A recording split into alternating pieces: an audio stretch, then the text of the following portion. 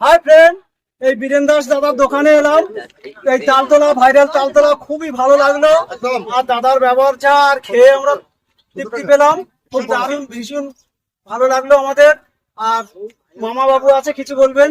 হ্যাঁ friend, Ranaghat viral Taltala এসেছি, বীরেন্দ্র দোকানে এসেছি। শুধু খাবারটা সুস্বাদুর জন্য বলছি না, সবথেকে সুস্বাদু জিনিস যেটা পেয়েছি এটা মিষ্টি ভবর, মিষ্টি ভালোবাসা, মিষ্টি কথাবার্তা, এটাই হচ্ছে ভালো এই খাবার। আমি ভালো মন্দ ওটা বুঝি না। গৌতম দা কিছু বলবে? একদম একদম, আমার ভীষণ ভালো লেগেছে। মামার কথা মানে আমারও ওই একই কথা। এদের সবার ব্যবহার ভীষণ ভালো পেয়েছি, এটাই সব থেকে বড় ব্যাপার। আশা করি তোমরাও ভালো ব্যবহার পাবে। বিশ্বাস কিছু বলবেন? আমি বেশি কিছু বলবো না, শুধু একটা কথাই বলবো, অসময় যে বন্ধু হয় সেই সব থেকে বড় বন্ধু।